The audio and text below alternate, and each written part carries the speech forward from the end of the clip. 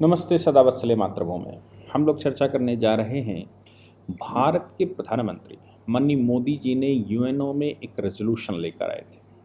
उस रेजोल्यूशन में किसान के विषय में, जिस समय भारत में किसान मूवमेंट चल रहा था, बड़े ध्यान देने की बात है, जिस समय भारत में किसान मूवमेंट चल रहा था, किसानों के नाम से विपक्षियों ने पूरा देश जाम करके रखा था, दिल्ली को चारों ओर से घेर कर रखा था। उसी समय पर माननीय मोदी जी यूएनओ में एक प्रस्ताव ला रहे थे। वो प्रस्ताव अडॉप्ट भी किया गया और किसानों का वो स्वरूप, भारत एक कृषि प्रधान देश है, इसमें कोई शक नहीं है, और भारत विश्व गुरु कृषि प्रधान क्षेत्रों से ही हुआ है। और ये भी तय बात है कि संसार में जो फाइनल प्रोडक्ट है वो तो किसान का ही है। बाकी किसान के प्रोडक्ट को सपोर्ट करने के लिए ये सारी इंडस्ट्री है, उसके लिए मशीनें बनाई गई, उसके लिए सब कुछ, और फिर उसके ऊपर एक फेक इंडस्ट्री तैयार की गई जिसको सर्विस सेक्टर कहते हैं, समाज बिगाड़ा और बहुत कुछ।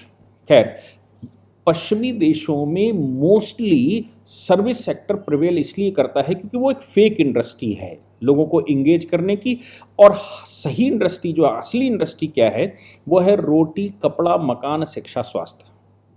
अब स्वास्थ्य भी, prevention is better than cure, तो कहते हैं कि सही करने से पहले प्रिवेंशन अगर कर लो तो अच्छा हो जाएगा, रोक लो तो अच्छा हो जाएगा, रोकथाम कर लो तो अच्छा हो जाएगा। दूसरा, स्वास्थ्य के लिए शिक्षित करना पड़ेगा, क्या खाए क्या ना खाए, योगा करे कि ना करे। और शिक्षा वो है जो समव्यवहार विश्व के साथ हमारा कैसा हो, संसार की प्रत्येक चीज़ के साथ हमारा संबंध कैसा हो, वो शिक्षा है। तो शिक्षा स्वास्थ्य की जब हम बात करते हैं तो वो चीज़ें आज कहीं और जा चुकी हैं, लेकिन रोटी, कपड़ा और मकान की भी इंडस्ट्री सदैव से रही है, कपड़े की इंडस्ट्री भी सदैव से रही है, और रोटी जो मुख्य बिंदु है जिसके लिए इस कुछ किया जा रहा है वो तो एग्रीकल्चर से होता है। अब एग्रीकल्चर, भारत तो एग्रीकल्चर प्रधान देश, और भारत के सामान को एक्सपोर्ट करके ही भारत संसार की सबसे समृद्ध इकोनॉमी हुआ करती थी। एक समय ऐसा भी था कि विश्व की 80% इकोनॉमी भारत के इर्द गिर्द थी, और पूरे विश्व को भारत आना पड़ता था, आते थे सिर्फ यहाँ दर्शन करने के लिए, आखिर चलता क्या है, और यहाँ से कुछ सामान, मसाले वगैरह ले जाकर वो धनाढ्य हो जाया करते थे। और हम शिक्षा के विषय में केवल व्यवहारिक शिक्षा दिया करते थे। व्यापार के मामले में हम पारिवारिक व्यापार दिया करते थे, इसके लिए व्यापार के लिए उसको कहीं सीखने नहीं जाना। गुरुकुलों की व्यवस्था हमारे गांव आंगन में थी। तो फिर हम कहाँ पिछड़ गए जब हम पश्चिमी देशों की सर्विस सेक्टर के और अपनी ओरिजिनल इंडस्ट्री के बीच में फंस गए, तो कहीं ना कहीं हम फंस कर रह गए। 1000 वर्ष की गुलामी ने हमको वो सारी चीज़ें भुला दी। धन्य हो उस ईश्वर का जिसने नरेंद्र मोदी जैसा एक विजनरी व्यक्ति भारत को दिया। तो भारत विश्वगुरु पुनः बनना चाहता है तो उसको ध्यान रखना पड़ेगा कि भारत की जो स्ट्रेंथ है, भारत की जो शक्ति है, भारत जिस तरफ हवा उड़ती है उसी तरफ, जो भारत की हवा है उस तरफ ही पतंग उड़ाई जाए। क्या करें उसके लिए? उसके लिए भारत के एग्रीकल्चर का वो प्रोडक्ट जो विश्व पर राज्य कर सकता है, उन प्रोडक्टों को विश्व पटल पर लेकर जाएं। भारत का वो योगा हो या वो मेडिसिन की लाइन हो, वो विश्व पर लेकर जाए। योगा के विषय में हम सब जान ही रहे हैं कि अंतर्राष्ट्रीय योगा दिवस भी भारत ने ही पहल करके बनवाया। फिर हम जो ट्रेडिशनल मेडिसिन्स हैं, ट्रेडिशनल मेडिसिन्स को लेकर भी हमने WHO में के माध्यम से यूएनओ में प्रस्ताव लेकर आए थे, और ट्रेडिशनल मेडिसिन का जो सेंटर बनाया वो भी गुजरात में, भारत में ही बनाया, ताकि हम ट्रेडिशनल मेडिसिन को लेकर पूरे विश्व पर राज कर सकें।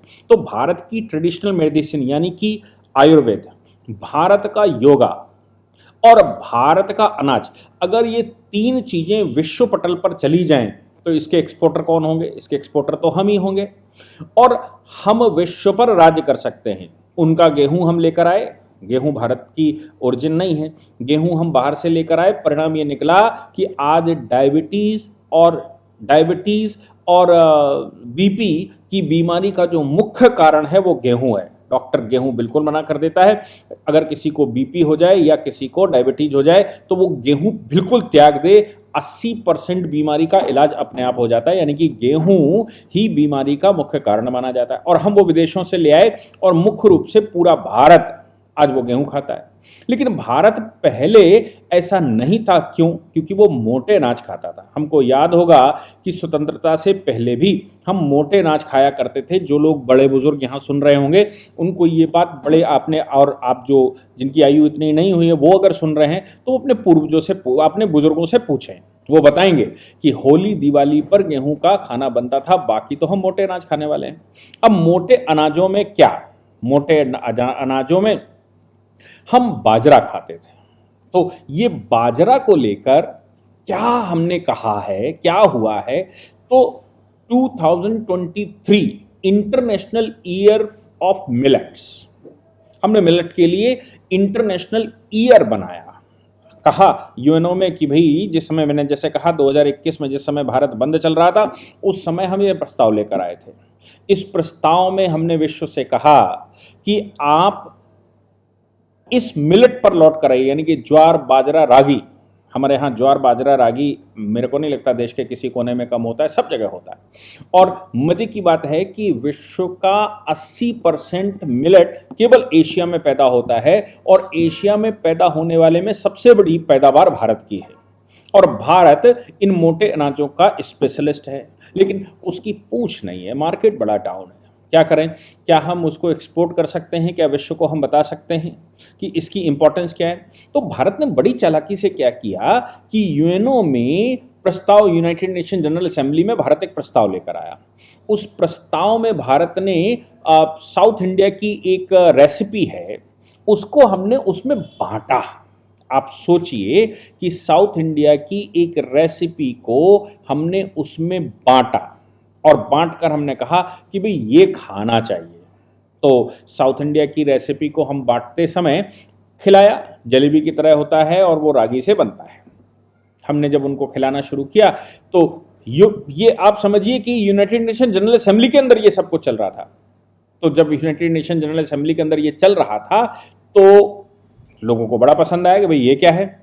ऐसी सिचुएशन में हमने एक प्रस्ताव रख दिया, और प्रस्ताव ये रखा, क्यों ना हम 2023 को मिलेट ईयर के रूप में मनाएं, पूरा किसानों के नाम पूरे मिलेट ईयर के रूप में मनाएं। उसके लिए हमने वहाँ FAO, Food and Agriculture Organization का सहयोग लिया, उनसे उनको उसकी इंपॉर्टेंस बताई, और ये कहा कि ये न्यूट्रिशन है, बैलेंस्ड न्यूट्रिशन है। आप कोई चीज़ खाते हैं तो उसका बैलेंस है, कोई चीज़ ज़्यादा हो जाती है तो कम हो जाती है। तो हमने कहा ये बैलेंस्ड न्यूट्रिशन है, और बैलेंस्ड न्यूट्रिशन में पानी की बड़ी कम आवश्यकता पड़ती है, आसानी से हो जाता है, बहुत इसमें बहुत रॉकेट साइंस नहीं है। तो हमने जब उनको वो मिलेट का स्नैक खिलाया, मुरुक्कू कहते हैं उसको, मुरुक्कू जलेबी की तरह होता है। आप इंटरनेट पर MURUKKU मुरुक्कू डालेंगे तो आपको मिल जाएगा।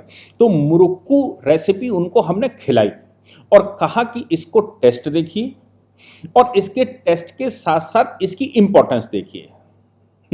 हमारे ऐसा करने पर हमारे साथ बहुत सारे कंट्री आ गए, जिसमें बांग्लादेश का आना स्वाभाविक था। आजकल बांग्लादेश भारत के साथ चल रहा है, कीनिया आ गया, नेपाल हमारी तरफ है, नेपाल आ गया, और नाइजीरिया आ गया, रशिया आ गया, सेनेगल आ गया। ये को स्पॉन्सर्ड हो गए, और इसके ये इसको इनिशिएट करने वाले हो गए हमारे साथ, और 70 और देशों ने इसको को स्पॉन्सर कर दिया।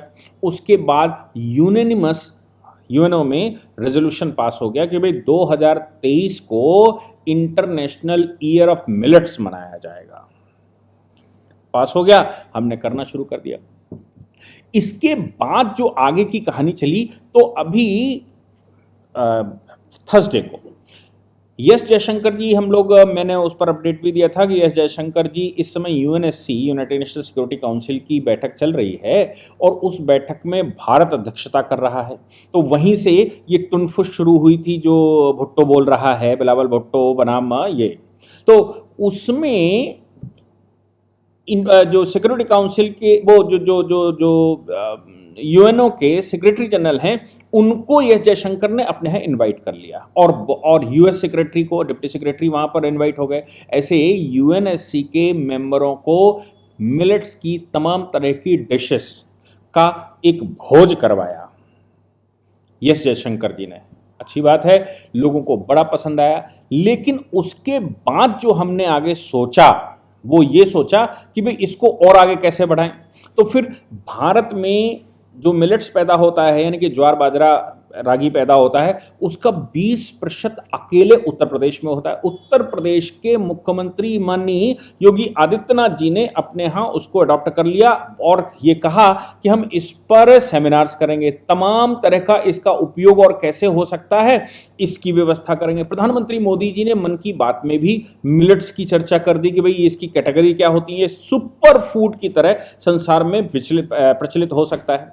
इंटरनेशनल मिलेट ईयर 2023 के उपलक्ष्य में उत्तर प्रदेश केंद्र बिंदु बनने वाला है। तो एक तरफ तो मोदी जी का इंटरनेशनलाइजेशन करना और योगी जी का उत्तर प्रदेश में रागी को लेकर, या जो ज्वार होता है या बाजरा होता है, उत्तर प्रदेश में बाजरा उसको कहते हैं, बाजरा को एक्सप्लोर करना, कैसे उसका कंजम्पशन किया जाएगा, कैसे एक्सपोर्ट किया जाएगा, ब्रांडिंग क्या होगी, प्रोडक्शन कैसे होगा, प्रोडक्शन कैसे बढ़ाया जाएगा।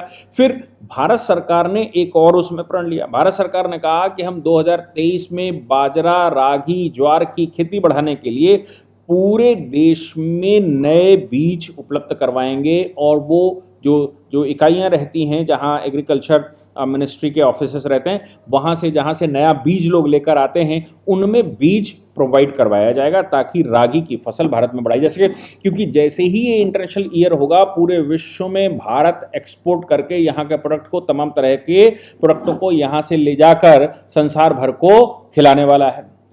अच्छी बात है, उत्तर प्रदेश ने उस पर फॉरवर्ड कर दिया। लेकिन मोदी जी तब भी नहीं माने।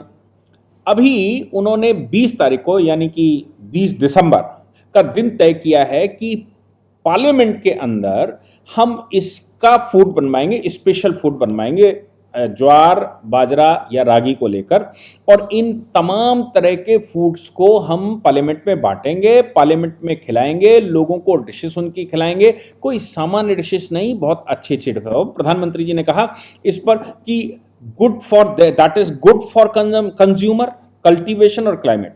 संसार भर को उन्होंने बताया। अभी वो रोम में थे, जब पीछे भी उनका प्रवास हुआ था रोम में, तो रोम में फूड एंड एग्रीकल्चर ऑर्गेनाइजेशन के हेडक्वार्टर पर उन्होंने अपनी बात रखी और कहा भाई रागी जो है वो कंजम्पशन के लिए, कल्टीवेशन के लिए और क्लाइमेट के लिए, तीनों के लिए अच्छा है।